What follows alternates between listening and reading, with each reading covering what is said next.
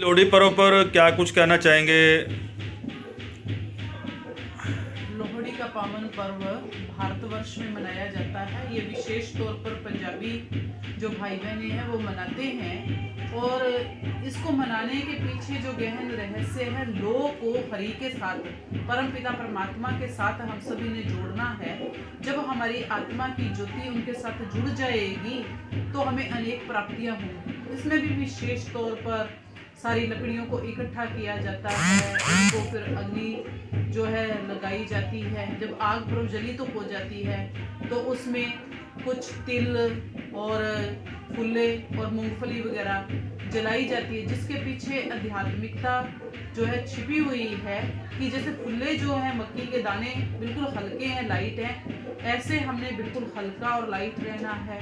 और जैसे तिलों के ऊपर जो है रेवड़ी के ऊपर तिल चिपके हुए होते हैं, ऐसे ही भगवान के साथ अपनी बुद्धि को हमने जोड़ करके रखना है। और जैसे हम बीज को बोते हैं तो उसके बाद उसका फल निकलता है, ऐसे ही हम जब श्रेष्ठ कर्म रूपी बीज बोएंगे तो उसका फल जो होगा वो बहुत बहुत श्रेष्ठ होगा।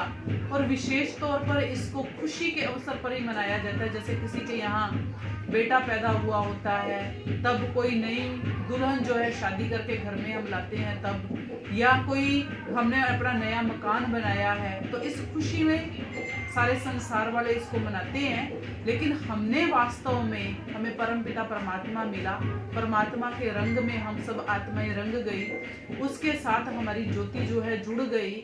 उस ज्योति के जुड़ने की खुशी में हमारे जब भाई बहनों को परमात्मा का संदेश मिलता है कि स्वयं भगवान इस धरती पर निराकार जागती ज्योत स्वयं आकर के एक आत्मा के साथ अनेक आत्माओं की ज्योति को जगा रहे हैं, तो उससे हमारे परिवार के अंदर, ईश्वरीय फैमिली के अंदर जो वृद्धि होती है तो वो खुशियां हमें प्रदान करती है।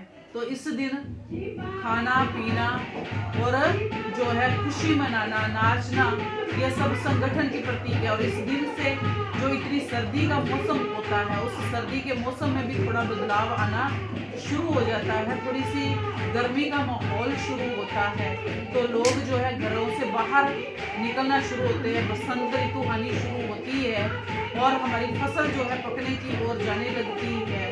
तो बड़ी सारी खुशियां जो है इस दिन मनाते हैं। परमात्मा कहते हैं हमेशा कैसे रहो, तिलों की तरह परमात्मा की याद में मीठे मीठे रहो। और वो तिल भी छोटा सा है, हमारी आत्मा भी ज्योति बिंदु जो है अति सूक्ष्म है। तो ऐसे हमने अपनी आत्मा को परमात्मा के साथ जोड़ना है और योग की ज्वाला के अंदर अपने आप को तपाकर अपने अंदर जो भी विकार, बुराइयां, कमियां, कमजोरियां हैं उनको भी दग्ध करना है। आज पर्व को मनाते हैं, हर दिन हर त्योहार माना खुशियों के लिए ही हमारा जीवन है। और जब हम भगवान के बच्चे बन गए तो हमारे जीवन में तो हर दिन खुशी है ही है।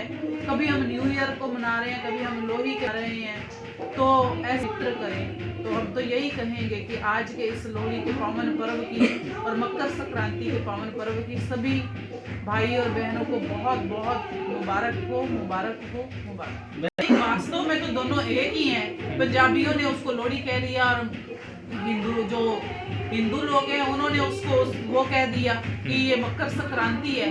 वो भी खुशियां मना रहे हैं, वो भी दान पुण्य कर रहे हैं, इसमें भी दान पुण्य किया जाता है। जो कन्याएं इकट्ठी होकर के घरों में जाती हैं वो उनको देते हैं। मतलब कन्याओं को किसी न किसी रीति से उनका पूजन करना, उनका मान सम्मान रखना, उनको अपने हाथों के द्वारा कुछ न कुछ देते रहने की परंपराएं जो है बनाई गई हैं, ताकि उनके साथ हम जुड़े रहें और कुछ ना कुछ देना लेना जो है वो चलता रहे। तो इसी प्रकार से सबको बुला करके साथ में खिलाते पिलाते साथ में दिया जाता है, तो हमें ये खुशी मिलती है कि हमारे हाथों से कोई दान और कोई पुण्य हो करके। एकता जो है उसका प्रतीक है, स्नेह का, प्यार का, संगठन का प्रतीक है।